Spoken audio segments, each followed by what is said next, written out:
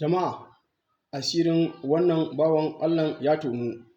Kamar dai yadda kuke gani, wannan wani bawan Allah ne wanda ko da wani lokaci idan a matsayinka kai na magidanci in ka fita ka tafi wajen harkar kasuwancinka, to shi kuma yana nan zaune a ƙofar gidanka ko kuma kusa da ƙofar gidanka yana kallon tafiyanka.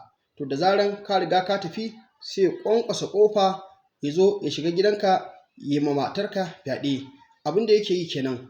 Wannan karon kuma asirinsa ya tunu ne bayan da ya tabbatar da cewar wani mai gidan shi baya nan, sai ya shiga wajen matarsa sannan ya mata fyaɗe, sannan kuma ya karɓi wasu kuɗaɗe a hannunta.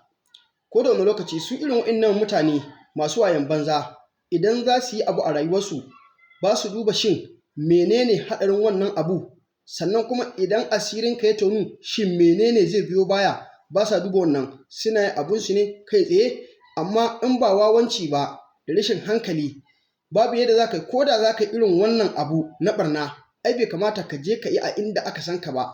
Barantana kuma wannan mutumin da ya je ya shiga gidan shi ya zina da matarsa fa uban gidansa ne, wanda kaga ko da a ce ana samun ya kamata zai yi haka ɗin ma, kaga bai kamata a ce ya je gidan uban gidansa ba, inda aka ce an riga an san ka. Ko za ka yi ɓanna ai za ka je gefe ne ka yi ɓanna, wanda shi wanda ya san ka daga baya shi ne zai iya zuwa ya baka kariya, ya nuna cewar ƙila ma abin da kai ko da ya tabbatar da cewar ka aikata, ya nuna cewar wannan abin ba daidai ba ne ba. To barantana kuma a'a inda aka san ka saboda tsabar rashin hankali da cin amana irin na mutanenmu, sannan kuma a nan ne za ka zo ka ce za ka fyaɗe. A hayar mata sai na nuna mata wuka, ta ce me a kawo ne, ta abin da aka kawo ne ko zan amfani da ita ne.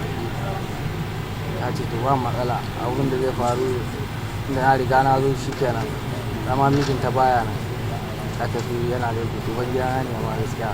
Uban gidanka ne? Ka je ka ce mishi amana? Wallahi kuskure aka samu. Ka karɓar mata kuɗi? Na karɓar mata kuɗi nawa? 600. To ita kuma ɗayar ba? Ita kuma ɗayar ranar juma'a kenan, ita ma kamar misalin ƙarfe 10. Na je gidanta, gida yana buɗe amma can cikin ɗakin ta rufe ɗaki. Ta rufe ɗaki. Sai na je na ƙwanƙwasa mata. Ita ma ina tare da wannan wuƙa. Da wuƙa? Ka ƙwanƙwasa mata? Na ƙwanƙwasa mata ɗaki, ta buɗe baki ta ce waye. Sai na ce mata ni ta buɗe ɗaki.